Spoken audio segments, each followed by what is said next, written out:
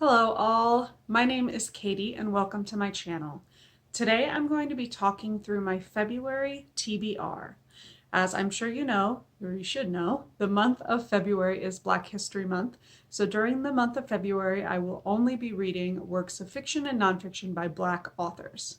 Now, this does not mean that I only read Black authors in February, and I encourage you to read diverse titles all year long. They're so important to our reading experience. But during the month of February, I choose to honor the Black experience by only reading Black authors. Now let's get to the books. All right, the first book I have to share with you today is The Prophets by Robert Jones Jr. This is a debut novel with a lot of buzz. A lot of people online are saying this might be one of the most talked about books of the year, and it is a multi-perspective story that centers around the forbidden love of two enslaved young men on a plantation in the Deep South. It sounds like they are betrayed by another slave, and that's sort of the focus of the narrative. I imagine that this will rip my heart to shreds, and I'm gonna love every minute of it because this just sounds beautiful. The next book I hope to read in the month of February is Legendborn by Tracy Deonn. This is a young adult fantasy novel, and if you know me, you know this is one of my go-to genres. So this book stars Bree, a 16-year-old whose mother has just been killed under sort of mysterious circumstances. To escape her pain and grief, she enrolls in a residential program for gifted high school students on the campus of UNC Chapel Hill. But when she arrives, on her first night there, she witnesses a magical attack. And this attack sort of draws her into this world of a secret society called the Legendborn.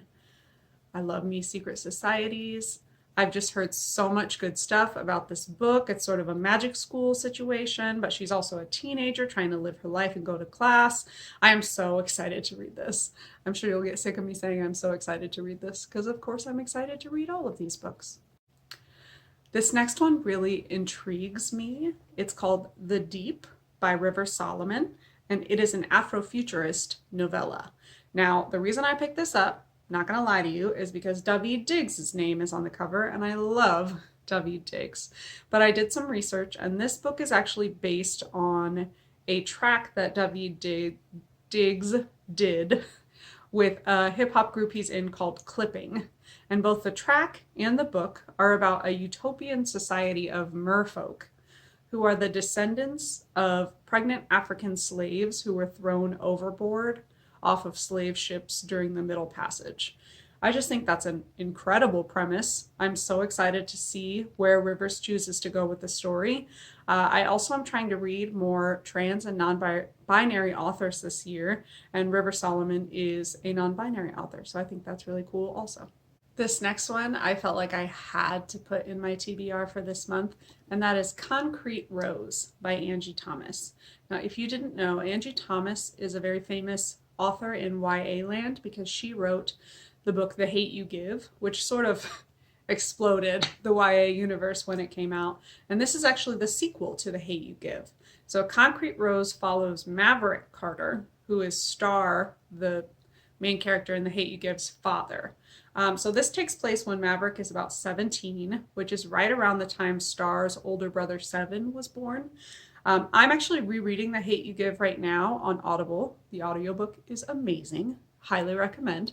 And I'm very much intrigued by Maverick's character. He's a really strong father figure, but they make a lot of implications about his past, like he was involved with a gang in the past, and then something about a prison stint, and now he's no longer in the gang, but he still lives in the community where the gang is operating. Also in The Hate U Give, he is very much a believer in the Black Panther movement and their philosophies. So I'm hoping that we get a glimpse into where those very strong beliefs came from. Very excited to read this and learn more about Maverick Carter. All right, this next one is another 2020 release, and that is Punching the Air by Zoboi and Yusef Salaam. Zoboi is an incredible Haitian American writer. She has another book, American Street, that I read earlier this year that is all about the Haitian American immigrant experience. Highly recommend that one. And Yusef Salaam is actually a member of the Exonerated Five, formerly known as the Central Park Five. So this is a story written in verse about a young man who is an art student who ends up going to prison for a crime he did not commit. So I think this book is going to be incredible, especially because it was contributed to by someone who has been through that experience themselves. All right, next up on this crazy, ambitious TBR for the month of February is The Death of Vivek Ogee by Akwaeke Emezi.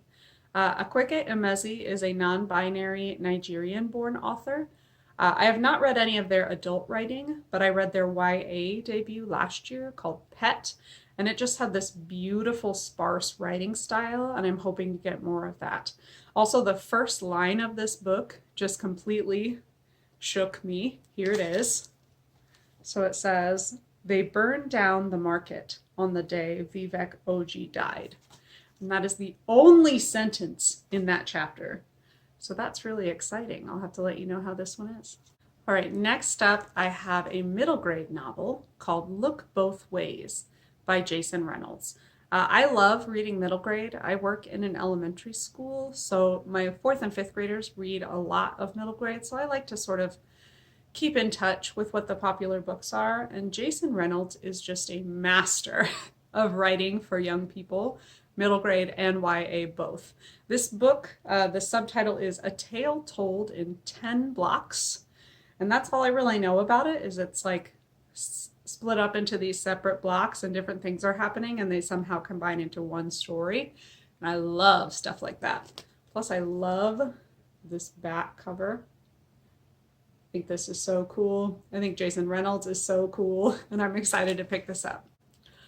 Okay, so this next one is a little bit embarrassing for me and I'm gonna need you to not judge me for this, but I have not yet read You Should See Me in a Crown by Leah Johnson. This was like a darling of the YA community last year, and it was Reese Witherspoon's first ever YA book pick, which is really cool. So this takes place in Indiana. Again, why have I not read this book yet? And it stars a girl who has big plans for college, but whose financial aid falls through at the last minute. But she remembers that her school pays for a scholarship for the prom king and prom queen. So she decides, even though that's not really her deal, to run for prom queen.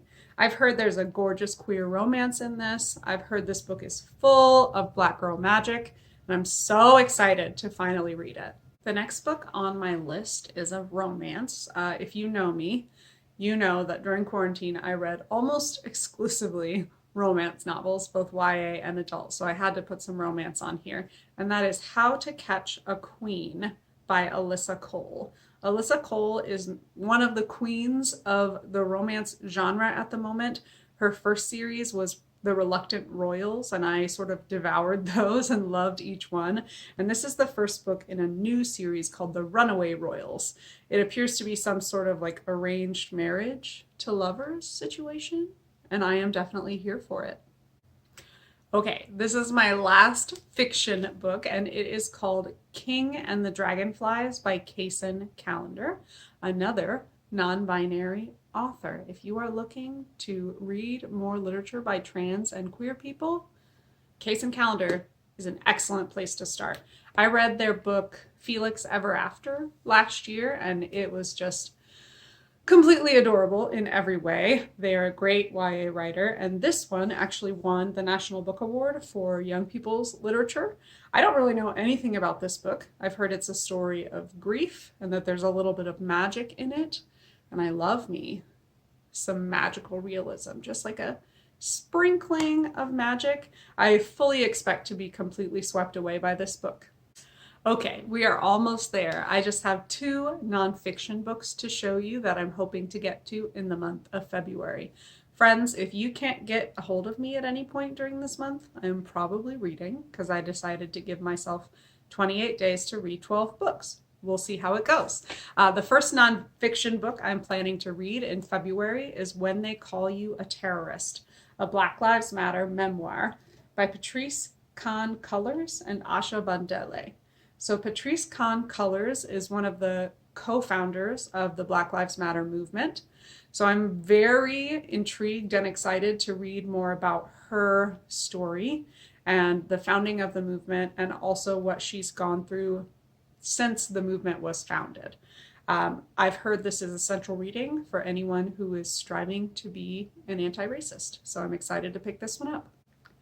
Lastly, we've made it, y'all. I have The Fire This Time, which is an anthology edited by Jesmyn Ward, the author of Sing Unburied Sing, very respected Black writer.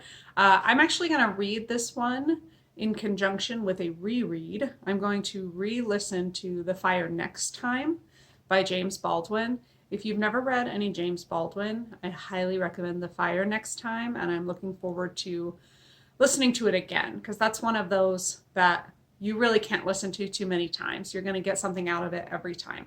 This anthology is full of essays and poetry from people I admire, like Isabel Wilkerson, Edwidge Danticat, Carol Anderson. There's all sorts of great writers in here, and I'm very much looking forward to reading this after I reread The Fire Next Time.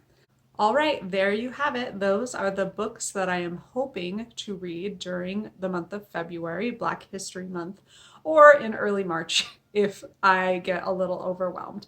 I'm really excited to pick up all of these books. If you want to know more about what I've been reading, you can check out my blog in the description box down below.